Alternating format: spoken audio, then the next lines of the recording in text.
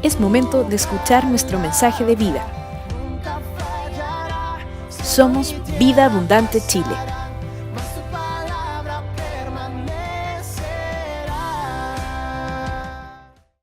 Que ellos debían cumplir. Pero la serpiente astuta y sagaz actúa de esta manera, de manera franca, abierta, sin solapamiento, sino que le tiró el bombazo al tiro para ver cómo reaccionaba. Bueno, la historia ya todos lo conocemos. ¿En qué terminó? Por eso que este punto es cómo nace el origen del pecado. Y aquí lo vemos. Aquí está el origen. Pone en duda lo que Dios había planeado para la humanidad. A partir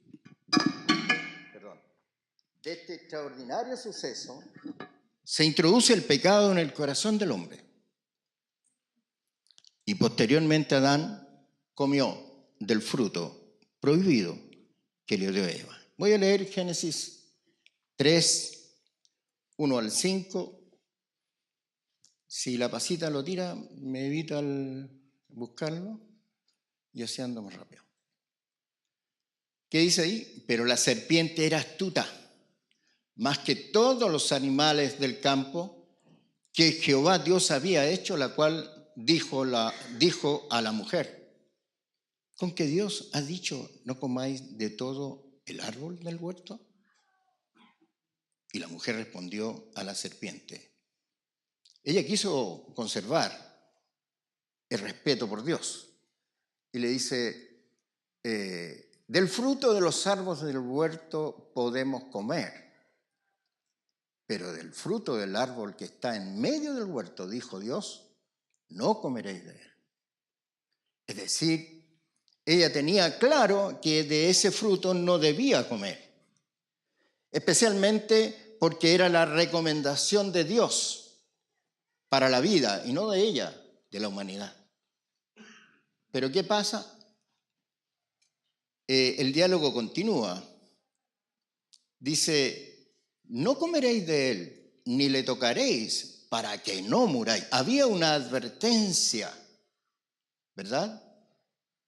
Entonces la serpiente le dijo a la mujer: no moriréis. El diablo así actúa con nosotros.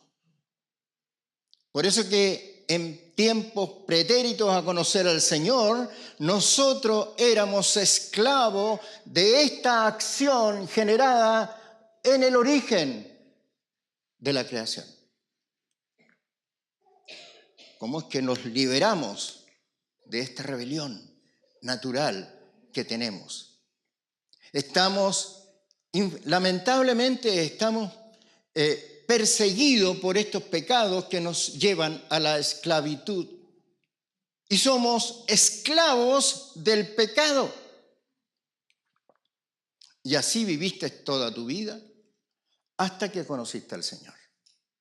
Y ahí la historia cambia.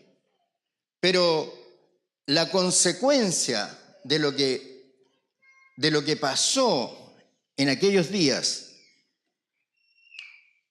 en el Edén no es gratis. Ocurre otro episodio funesto, dramático y doloroso, triste. El corazón de nuestro Padre Creador habrá quedado muy sentido y muy dolido. Mire lo que aconteció. El primer suceso lamentable, el asesinato de Abel de manos de Caín. Motivo, los mismos que vivimos nosotros hoy día: celos, envidia, tener preferencias y privilegios frente a sus padres. La disputa de Caín y Abel era eso. ¿Cómo es que decide matar al hermano? ¿Cómo es que Caín decide matar a Abel? Aconteció después de que Eva cometió esta insolencia y que le dio de comer del fruto prohibido a su marido. Es decir, aquí la familia entera, en ese instante eran dos, pero ellos, el matrimonio, optaron por desobedecer a Dios. El tema de la humanidad hoy día es hacer su propia voluntad. El origen está acá. El primer asesinato de la Escritura también está acá, pegadito a la historia de Adán y Eva. ¿Cómo es que Caín, lleno de celo, ira, enojo, envidia, desea vengarse de su hermano, sacarlo de la existencia? A veces en nuestra vida los pecados no pueden salir y estamos esclavizados a una conducta de vida que nos lleva a padecer de estos males en nuestra vida. Quiero decir que esto no se da solamente en el mundo para aquellos que no conocen al Señor. Algunas cosas suceden en la iglesia y son lamentables. El pecado está incrustado en todos los segmentos de nuestra sociedad. ¿Y qué es el pecado? Es todo acto realizado,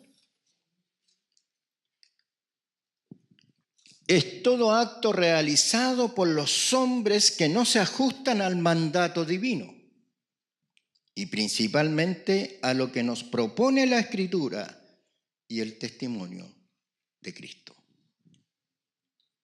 Es decir, queremos ser, como muchos predicadores usan esta palabra, verdaderos llaneros solitarios. No, yo me manejo solo. Yo vivo mi vida espiritual de acuerdo a lo que yo he logrado entender, pero está lejana la posibilidad que estas personas sometan su vida a la voluntad de Dios mediante la doctrina de la palabra. No hay en la historia de la humanidad ningún elemento rector para la conducción de la vida que no sea la Santa Escritura. No hay. No hay ningún objetivo mayor en la Escritura que corregir la vida de aquellos que han puesto la convicción y la fe de creer en Jesús. Hoy día estamos plagados de mucha literatura cristiana. Y un poco tomando lo que dijo Felipe el domingo pasado, no toda la literatura que le llega a usted va a edificar su vida. Usted podrá tomar algún libro que le puede convocar a una acción de fe. Pero quiero decir que el que rige la conducta de la vida de todos nosotros es solo la palabra de Dios. El cielo y la tierra, es un versículo preferido mío, el cielo y la tierra pasarán, mas la palabra de Dios no pasará. Amén. ¿Usted da gracias por eso? ¿Por la palabra de Dios que es eterna? Dígalo con convicción.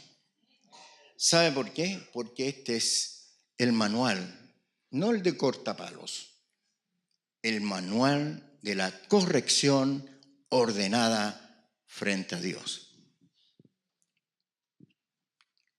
Entonces, todo hijo de Dios, todo hombre que ha puesto su vida bajo la autoridad de Jesús, puede tener una libertad de la esclavitud. Mientras preparaba el tema, usted sabe que en internet hay 1000 cosas, pero hay algo que me llamó la atención. Resulta que la esclavitud como tal es tremendamente antigua. Me enriquecí con lo que leí. Por ejemplo, el gran progreso de los romanos en aquellos días la mayoría fueron usados esclavos que venían de otros lugares a construir grandes proyectos de los arquitectos. Impresionante eso. Y no solamente en Roma, también en Grecia y en otros lugares. Los esclavos todo el tiempo han existido. Alguien que domina la mente y la actitud de las personas y les da trabajos a veces muy no nobles.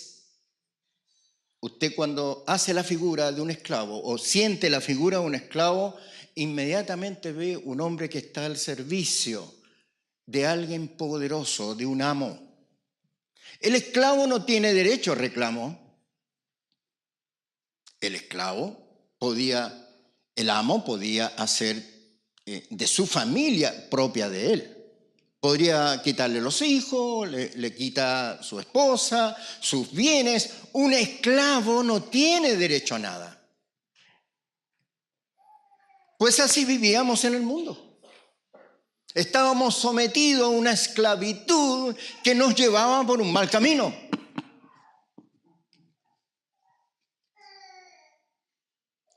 Y no solamente los esclavos servían para, acarrear tierra, construir edificios, sino que los amos también formaban esclavos y les enseñaban, los adoctrinaban.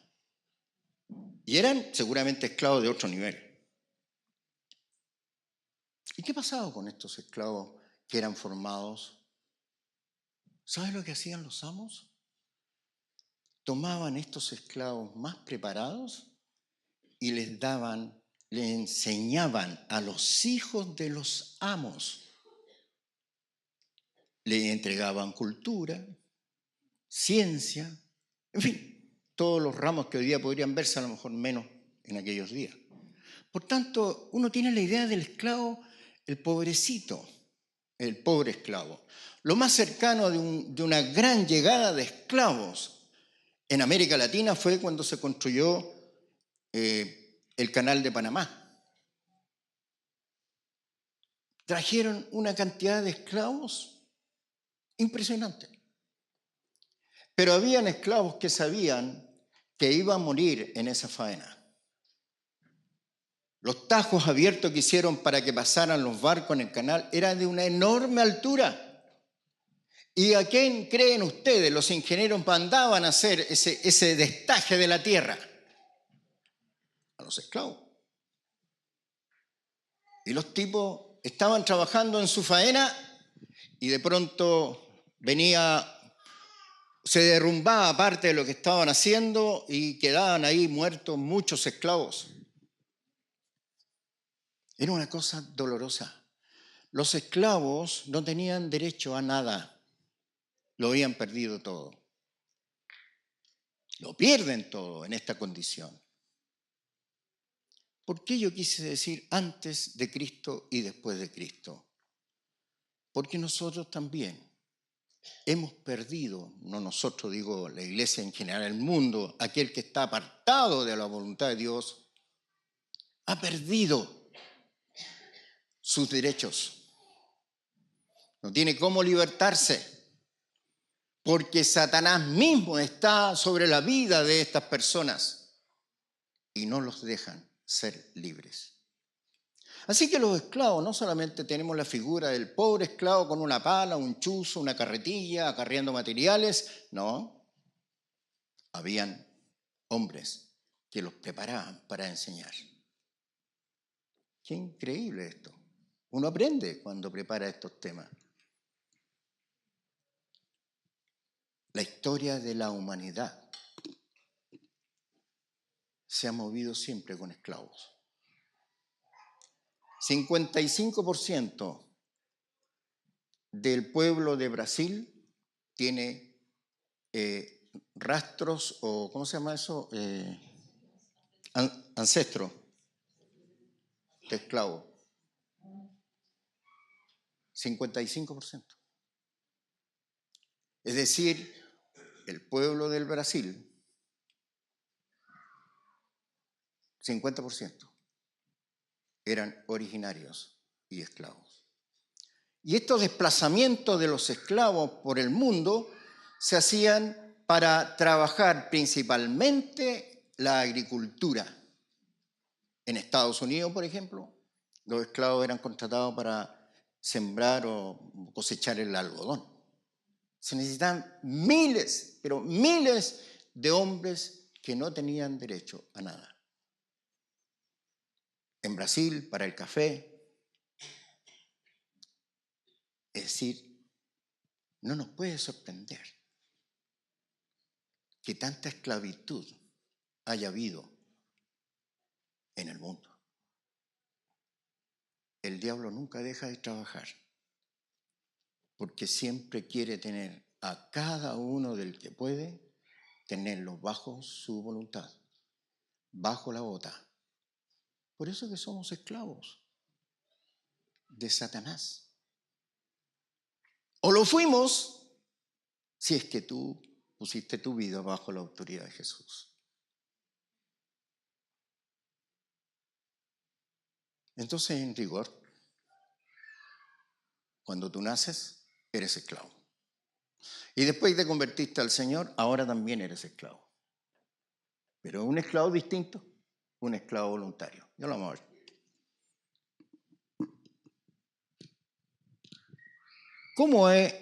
¿Cómo se manifiesta el pecado cuando Satanás tiene control sobre algunos puntos de mucha debilidad de cada uno de nosotros?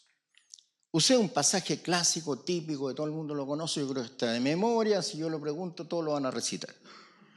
El Gálatas 5, 19, 21.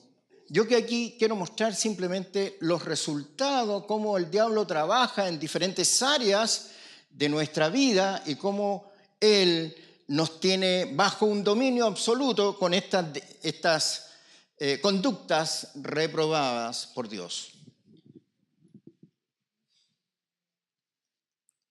Veamos. Ahí están. La que ya ustedes saben, ¿no? Adulterio, fornicación, inmundicia, lascivia, idolatría, hechicería, enemistades, pleitos, celos, iras, contiendas, disensiones, herejía, envidias, borracheras, orgías y cosas semejantes a esta. Por tanto, dice finalmente la palabra, estas cosas son detestables a Dios. No creo que nosotros tengamos alguna de estas cosas en medio de nuestro contexto de iglesia. Aquí claramente el autor, Pablo, habla de la gente que está fuera del contexto de la voluntad de Dios. Voy a leer Proverbios. ¿Me lo puedes tirar, por favor? Mejor. Interesante, porque dentro de todas estas cosas, finalmente el concepto anterior dijimos que por tanto son detestables a Dios. Pero hay seis cosas más que aborrece Jehová. Y aún 7, dice, abomina su alma. ¿Lo alcanzan a leer ahí? Puedo leer desde acá. 6 cosas aborrece Jehová. No está de acuerdo con estas políticas que tenemos de repente. Y aún 7 dice, abomina su alma. ¿Y qué son? Los ojos altivos. ¿Han visto esas personas que se sienten como reyes, así como señores? Así como arrogantes, ojos altivos, ojos despectivos, ojos que, ¿y este de dónde apareció? Es una conducta de arrogancia, la altivez. La lengua mentirosa. ¿Será cierto eso? Pero en este contexto probablemente no hay mentirosos. Yo supe la historia de un pastor muy conocido que en su infancia, en su adolescencia y aún en su estado de adultez, era un hombre tremendamente mentiroso. No lo voy a creer, pero ¿cómo? Sí. Se lo escuché de sus propios labios. Así que no es una ficción lo que yo estoy diciendo. Parece ser que esos son como las anclas ¿han visto esas anclas gigantes que sujetan las naves?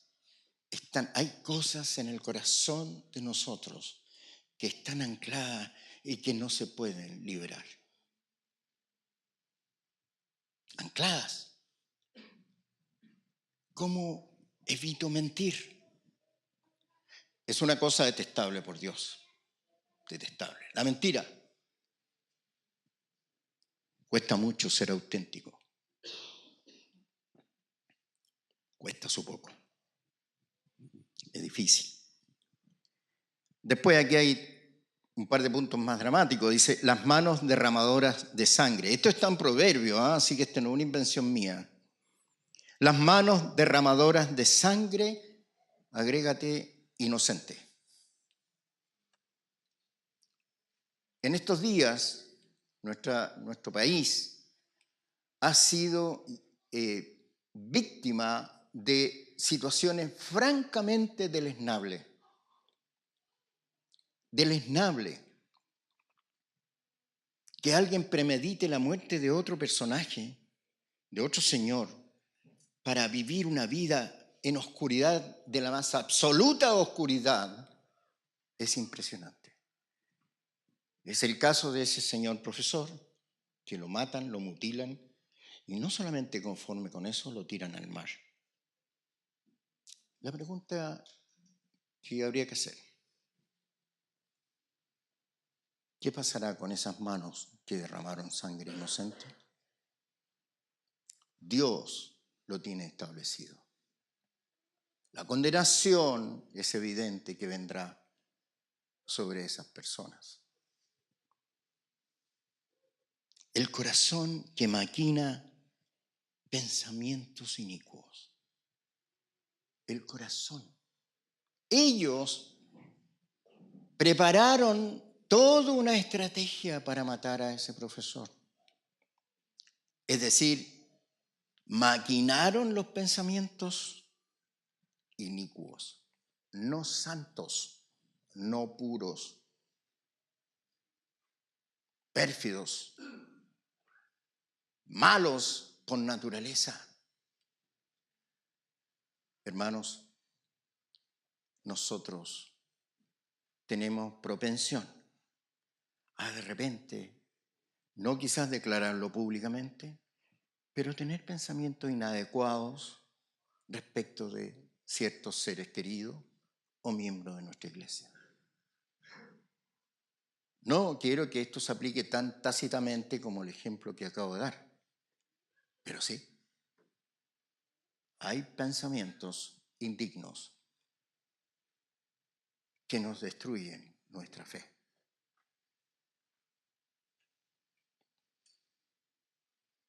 Los pies presurosos para correr al mal. El que no, si yo estoy convencido, este compadre hay que plantarle una celada. Y corre y se esfuerza y qué sé yo. Esto es lo que nace del corazón de Dios.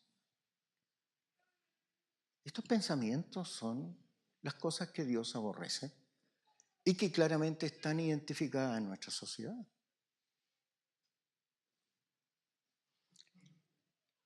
El testigo falso que habla mentira.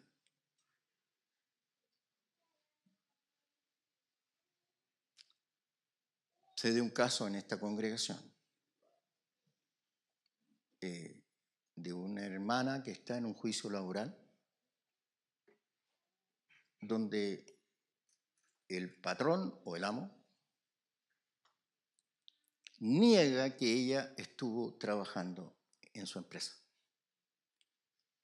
Y ha tenido un desparpajo de decir que no la conoce en los tribunales. Entonces, la juez no hallaba qué hacer, creer o no creer. Bueno, este es un episodio largo, hace mucho tiempo que estamos viendo esto con ella. ¿Sabe lo que al final se concluyó? Que tenía que, ojalá tuviese un video de una evidencia mayor, donde ella apareciera haciendo trabajos en su organización, en su empresa, en la empresa de este señor. Patético. ¿Cómo puedo negar yo si un trabajador estuvo conmigo 1 año y medio? ¿Cómo puedo negar? Si el individuo tiene la mente llena de maldad. Es un hombre corrupto de pensamiento, de alma. Es un hombre con pensamientos inicuos. Entonces tuvo que llevar la evidencia. Y como la evidencia que ella tenía no era tan contundente, se veía una persona dando instrucciones, no se veía, se escuchaba a una persona dando instrucciones, sí, haga esto, así como que el jefe le está dando instrucciones a sus empleados. Y de repente, a todo esto lo exhibieron ahí en los tribunales, y entonces, de repente la juez le pregunta, ¿y quién da las instrucciones? Yo. Y el tipo del otro lado dice, no, no es ella. Están ahí en los tribunales. Impresionante. Entonces de repente en el video aparece una mano. Solo una mano. Y el juez le pregunta, ¿y esa mano de quién es? Es la mía. Muchas gracias, le dice.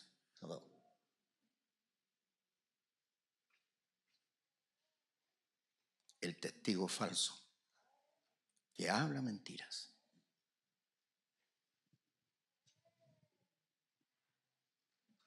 Qué tremendo. Hoy día la sociedad está plagada de estos sucesos. ¿Qué hacemos los hijos de Dios?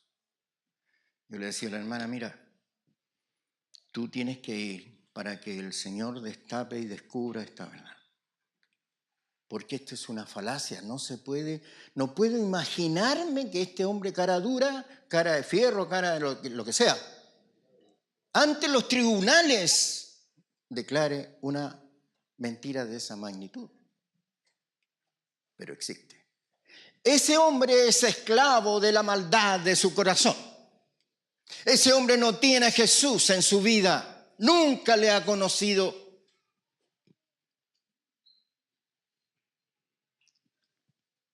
Vivió sin la presencia de Dios.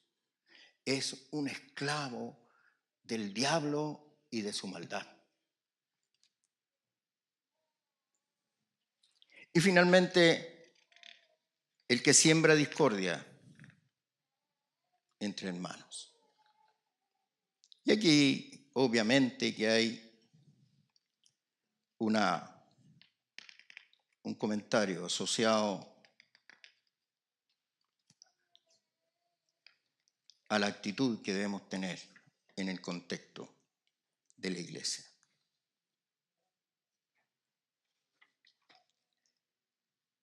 Pero ¿qué pasa? Quedamos como en el punto medio. ¿Es tanta la maldad? Sí. ¿Hay esperanza? Sí. ¿Cómo? Ahora lo vamos a ver. Mediante la reconciliación. Dios sabe que nosotros somos pecadores, pero a Él no le interesa su pecado, le interesa su arrepentimiento. De aquí en adelante, Señor, no voy a mentir más en los tribunales. Eso sería una buena reconciliación con Él. Seguramente le va a costar, Va a ser difícil, pero eso es. Nosotros debemos ser reconciliados para que lleguemos al después de Cristo. Todo lo que hemos hablado tiene que ver con el antes de Cristo y después de Cristo. ¿Qué viene? Veamos.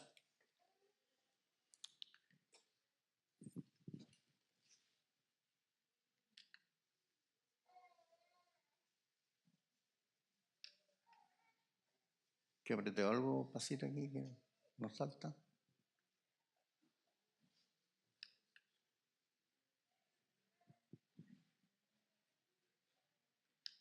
Ahí. Reconciliación por medio de Cristo. La muerte de Cristo en la cruz permitió anular el acta de los decretos que nos tenía esclavizado al pecado. Es un decreto. Un decreto es algo inamovible desde el punto de vista del imperio de la justicia. El diablo tenía sobre nosotros un dominio subyugador a nuestra vida que no nos dejaba tener la libertad que necesitamos. Por eso es que las vidas de las personas que viven bajo el imperio de la esclavitud, de la maldad, y no son corregidos, terminan en el tiempo transgrediendo también a su familia, a su herencia. En términos prácticos, el mentiroso, padre mentiroso, hijo mentiroso. Padre pillo, hijo pillo. Padre violento, hijo violento. Padre infiel, hijo infiel. ¿Está bien esa historia usted? ¿Cuántos de nosotros conocemos historias de hombres que han sido infieles con sus mujeres y que la han engañado? No hay peor, a mi modo de ver, mentiroso que el amante. Yo no sé cómo llega el carevalo después que ha tenido un affair con otra persona, con una mujer. Y llega a la casa y le dice, amorcito, ¿cómo estás, mi amor? Y besa a los niños y todo. ¿Qué peso de moral tienen esas personas? Están en el antes de Cristo. Y lo que es peor, hay infidelidades y adulterio en la iglesia.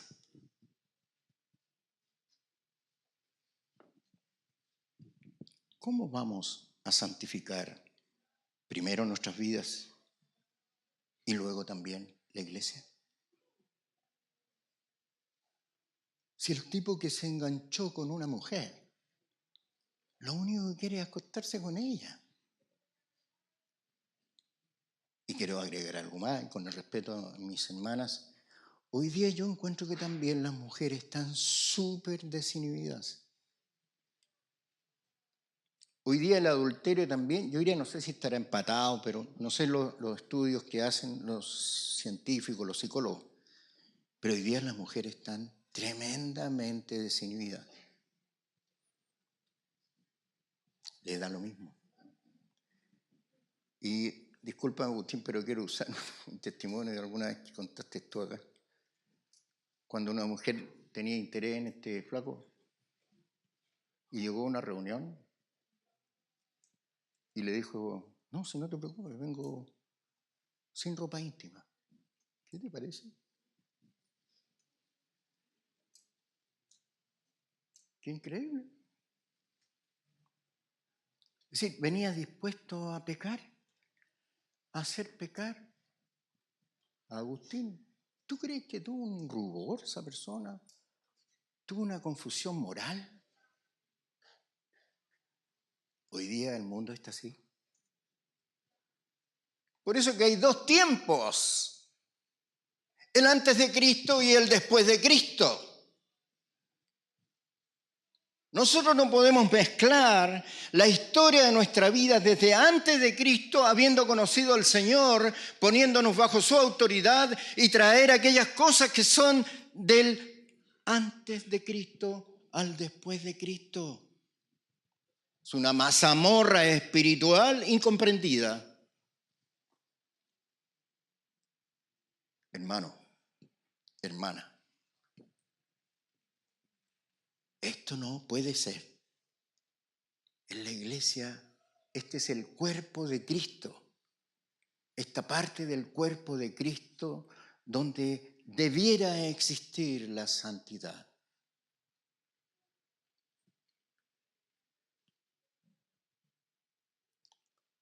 Yo me reúno representando a mis colegas pastores con la confraternidad pastoral de Ñuñoa. Y ahí, hace poco, unos 3 meses atrás, un hermano contó una situación de infidelidad pastoral. Si no puede ser más carajo. Entonces, ¿ahora qué hacemos con este pastor? Si es como el caradín, una cosa así. ¿Y qué hacemos con esa gente? Igual el Señor le otorga el perdón. El Señor es muy bueno, hermanos queridos. Es demasiado bueno. Nos ama a pesar de nuestras debilidades, de nuestras flaquezas, de nuestros errores. Él entregó su vida ya en la cruz, derramó su sangre por todos nosotros, los pecadores. Fue arrastrado indignamente en la cruz hasta llegar al Gólgota. Y ahí terminó su vida.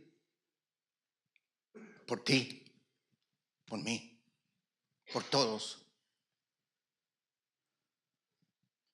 Ese Jesús.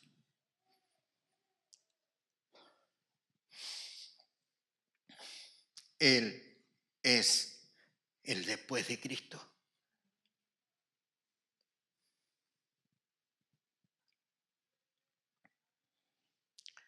¿Me puedes tirar Colosenses 2:14, Paz, por favor?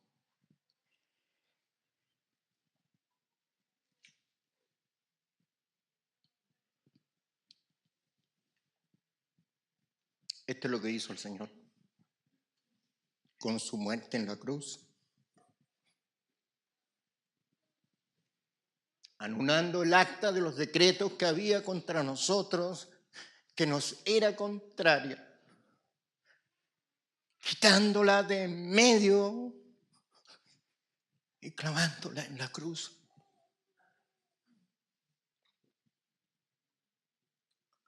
Había un acta que te condenaba, que el diablo tenía anotadita todas tus pifias.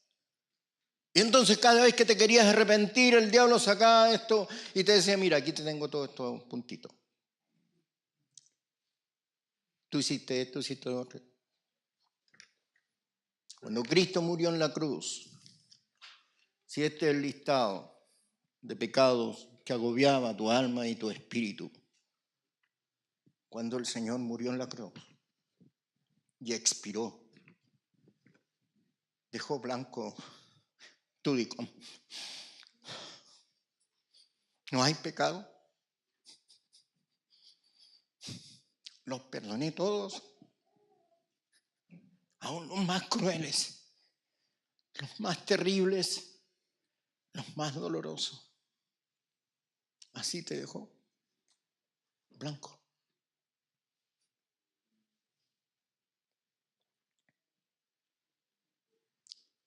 Esto es lo que hizo el Señor en la cruz, por ti y por mí.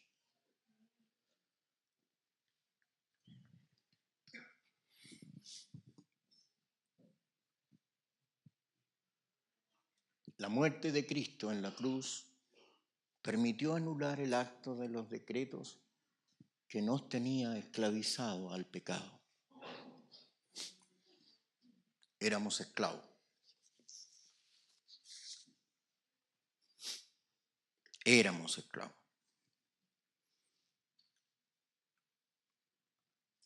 ¿Qué resultado tiene la reconciliación entre nosotros y el Señor? He puesto solo 3, hay muchos más. Primero, paz con Dios. Cuando usted es perdonado de todas sus faltas, su corazón queda en paz. Su corazón está tranquilo. Porque el impacto de Jesús con la confesión de sus propios labios a Él significó que usted quedó en paz. Ya no había de nuevo esta acta de decretos estaba anulada. Por tanto, usted se queda con mucha paz. ¿Puedes ayudarme con Efesios 2, 16, 17 pasos, por favor?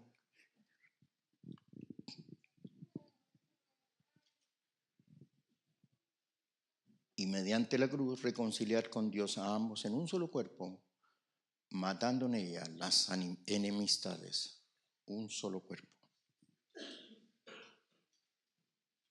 Un solo cuerpo. Se acabó la maldad y el pecado y ahora nos ponemos bajo la autoridad de Jesús. ¿Qué otra cosa? Tenemos acceso directo a Dios. Esa es una tremenda noticia. El único mediador entre Dios y el hombre, ¿quién es? Jesucristo, ¿qué más? Jesucristo hecho hombre. Nosotros teníamos el puente cortado con Dios, nuestro Creador, a raíz de lo que explicaba al comenzar mi prédica. Puente cortado, no teníamos cómo comunicarnos. Por eso que está el enlace de Jesús en la cruz y la muerte de Él. Por causa de esto, nosotros hoy día somos perdonados y tenemos hilo directo con Dios. Ya no es necesario nada porque todo quedó ahí en la cruz.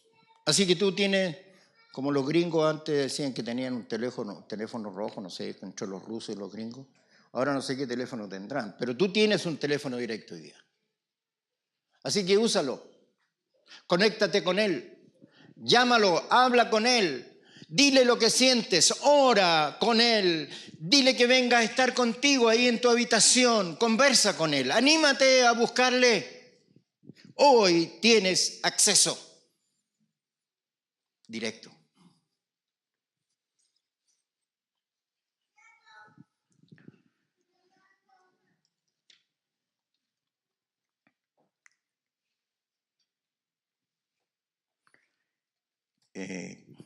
¿Me puedes dar? No la anoté. No le puse. Sí. 4:18 de. Pero no de. No sé de quién. Se me fue. Ahí se me fueron los pavos, hermano. En cuanto a la pasada manera de vivir, Efesios 4, 22, 24, por favor.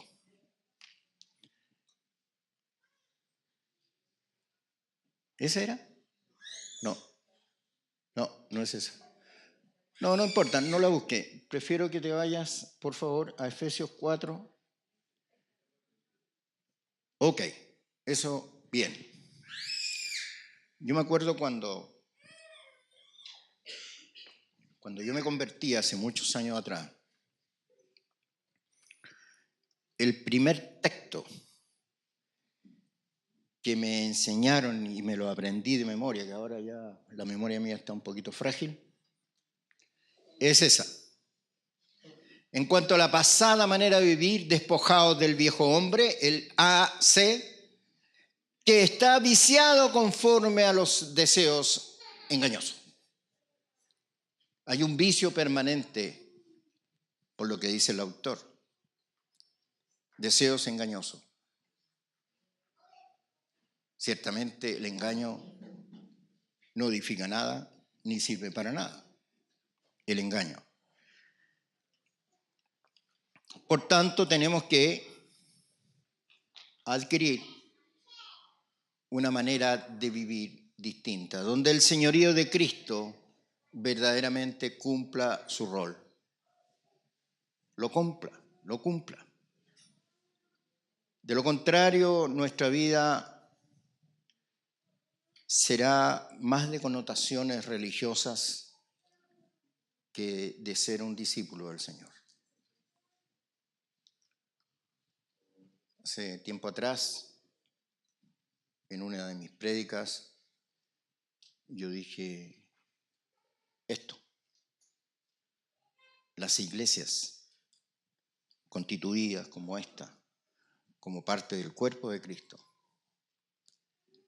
somos los principales productores de religiosos. ¿Y sabe por qué? Porque el señorío de Cristo no está en medio nuestro, sino que hay otras cosas que prevalecen más. Agustín el domingo nos dio un desafío, que lo conozco años también. Era 7 de octubre, creo. Dijo: hermanos, si ustedes ganan un discípulo para el Señor en un año,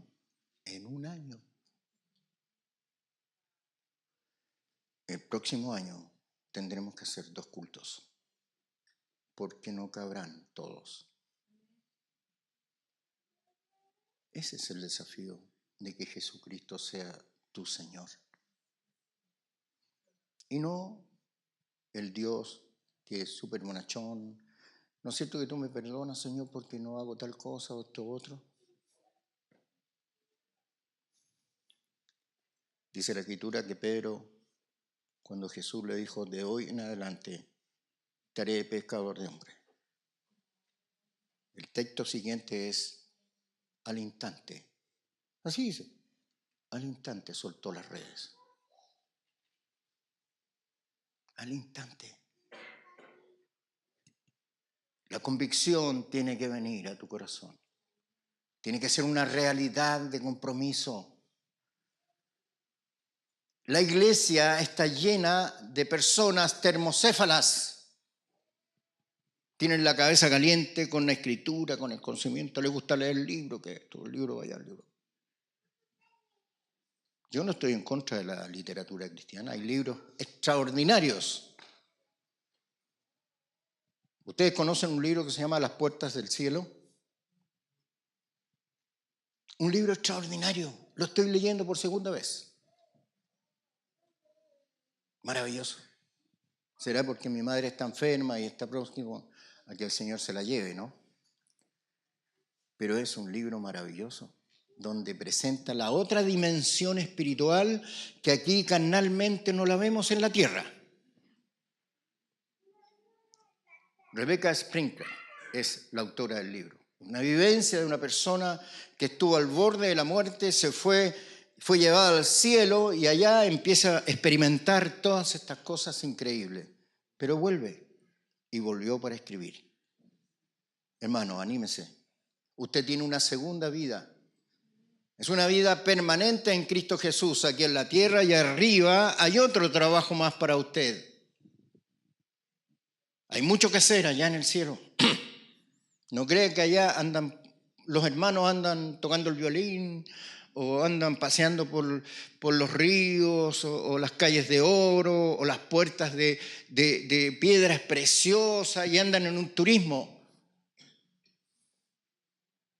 No hay turismo allá. Lo dice aquí Apocalipsis. todos trabajan. Y en lo que usted más sabe hacer. Así que seguramente la Jimenita va a tener que preparar los cócteles allá, no sé qué cosa. ¿Ah? Y yo, no sé, pues seguiré haciendo muebles o construyendo, no tengo idea. Pero eso es lo que me espera. Y me gustaría.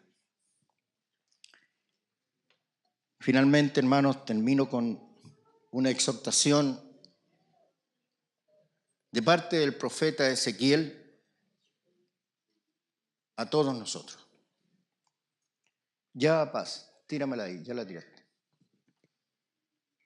Mira qué interesante esto, lo que dice. Esparciré sobre vosotros agua limpia y seréis limpiados de todas vuestras inmundicias.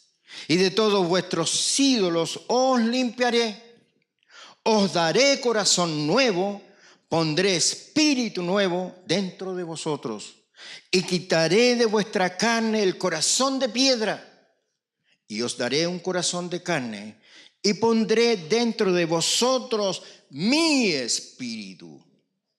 Y haré que andéis en mis estatutos y guardéis mis preceptos, y los pongas por obra. Esta es la dulzura de Jesús. Esto es lo que Él desea hacer con usted y conmigo. Así es que usted prepare su corazón. No lo limpie usted. Déjelo que Él lo limpie. Deje que caiga agua limpia sobre su vida para que sea lavada todo su ser, su ropa, todo. Agua limpia. Corazón nuevo, sacará el de piedra, espíritu nuevo y algo más. Nos dará un corazón de carne. Los médicos dicen que a mi mamá le pusieron un marcapasos hace como unos 12 años atrás. Que mi madre tiene un corazón muy grande. Mi madre tendrá un corazón nuevo cuando llegue a ese lugar. Y va a volver el corazón de él, de ella, a lo normal.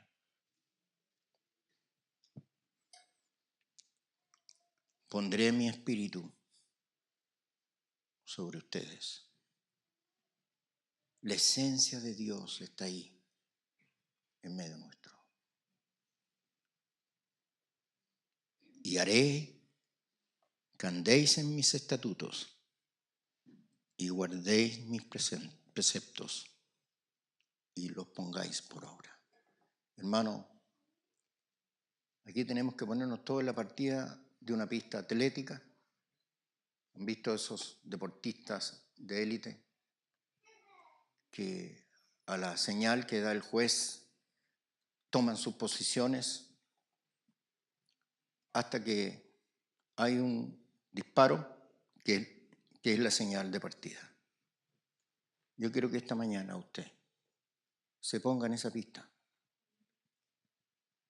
y vamos a dar una señal de partida espiritual para que usted arranque con toda fuerza, con todo poder, con toda autoridad para alcanzar la meta, que es ser semejante a Jesús. Pongámonos de pie.